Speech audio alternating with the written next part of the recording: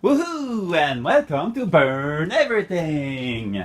Today we're gonna talk about Transformer War on Cybertron! Siege!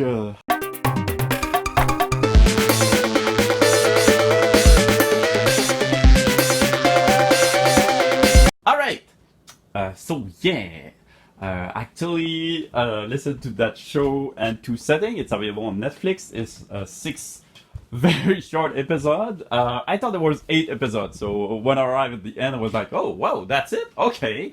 It was nice. The character model were awesome. It was like they were totally and entirely based on the toy. It's like the toy coming to life. It was amazing. But then, oh my god, let's face it. The writing and the first episode particularly was the writing was weak. Oh my god, the writing was so weak. Interestingly, though, they put Wheeljack and Bumblebee together in the first scene, and they're trying to scavenge Energon. So it's a nice nod to the original cartoon. If you remember well, those two first Transformers we see in the original cartoon was Bumblebee and Wheeljack. And they got surrounded by a bunch of Seeker. At that moment, the Seeker leader is Jetfire. Seeker is a term that addresses all those Decepticons that actually transform into Jet. There is also Starscream, who want to be a leader of the Seeker instead of Jetfire. So the Seeker surround Wheeljack and Bumblebee. Everything looked dire and stuff. But then, oh my god, Megatron arrive. Well, it's no spoiler here. Megatron arrive. I think they wanted to present him as menacing and dangerous, and was trying to make him look, we have a Megatron, and our Megatron is really serious and dark, and he's a slab of death and destruction. The only problem is they tried to go for that serious tone, but I can stop asking myself at the back of my head, why would Megatron be there? Doesn't he have an entire army to lead? Does he have a planet to conquer? Why would Megatron take some of his precious time to go arrest two dudes who are scavenging Energon? It was like, okay, I know what you're trying to do. You're trying to present Megatron in a very menacing way and stuff, and introducing him in the most awesome fashion possible, but it all fall apart because why is he there? Could he send Shockwave or Soundwave or anybody else? The Seeker are already there. They don't need Megatron. But then Optimus Prime arrive, and he arrived in the most spectacular shot, and it's exactly the same problem. He seemed to be alone, and he arrived, tried to save the situation, punch Seeker left and right, and then you have this discussion about duty, and we used to do the revolution together, and we're brother Megatron, and same thing. Could you send someone else to do that, Optimus? Don't you have better thing to do than save two dudes who were scavenging a handful of Energon?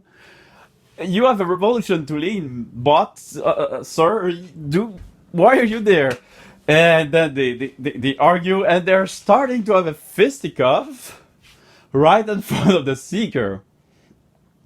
And it's like hard to take that seriously. It's like more like childish fighting. Those two powerful leaders having a fisticuff in the dark and the alley over who's the strongest and stuff. And it's like, come on, dude, don't you both have better thing to do than go at each other's throat? I mean, it's okay. It's okay to have a fight between Optimus Prime and Megatron. It's okay, but it should be the big fight, you know?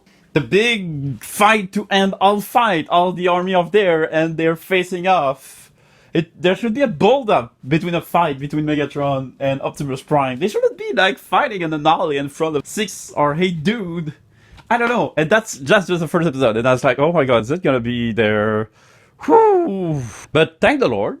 After this bit of a very awkward and jerky introduction, the series goes and build up to something from episode to episode. There's some new idea, new concept, old concept that are recycled, and there's one or two extra plot point that could have been dropped. Some people say that the series has been rushed, and yes, I must admit that the two last episodes are quite jam-packed and rushed, and like I said, there's too many plot points. Some of them could have been dropped to make the story breathe. Well, I would say my verdict, I'm just focused on the first episode here. All the rest of the series goes very smoothly. They're all some character. We don't have enough sideswipe because we never have enough sideswipe, and we don't have enough Ironhide because we never got enough Ironhide. And Elita One is a very interesting character, but she's more like the new Prol. Prol is there, but it doesn't. He's kind of set aside because they want to build that relationship between Elita One and Optimus Prime, and it's good because it's nice to see the female Transformer being more represented. My only deception about female Transformer is that RC was bland. RC was there for, Bumblebee, I'm gonna send two or three Autobots with you, and RC is there, and RC doesn't do anything compared to Moonracer or Chromia or Elita One, and it's kind of sad. It's kind of sad. Also, there's some characters are awesome. Sound Blaster was a lot more fun than Soundwave, and if you don't know, Sound Blaster is supposed to be some black, darker version of Soundwave. I don't know how they explained that. I think it was an upgrade in the old Japanese cartoon, and the new cartoon is a clone, but a butchered one. And he's pissed about it. It's kind of interesting.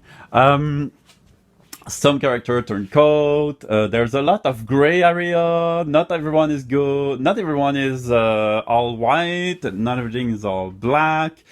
And it also represented into Optimus, who is really, really... Oh, he has some confidence issues. He's stubborn. He's not infireable. He make mistake, and well, it can be interesting, but it can be grating sometimes to see him stay the course on some course that, oh my god, Optimus, what are you doing, man? Why are you doing this? No, it's not working. Anywho, that was very interesting. That's one of the most interesting piece of Transformer media and animated form I've seen in a while. It's not better than the comic because it will never be as good as the comic, but it's far better than most cartoon and most movie. And it was nice to see all the action on Cybertron. I don't know if, since it's called the second chapter is called Earthrise, so I guess they're gonna go on Earth. Let's see where this is leading us. So far, enjoyable. Not perfect, but a lot better than what we've seen before. The character model are awesome. A lot of color swapping, though. Some interesting, some like, oh, really, you color swap this, that's all. So nice. I recommend it. If you're a Transformer fan, like me, I recommend it strongly. It's on Netflix. Alright, see you soon, guys! Burn everything!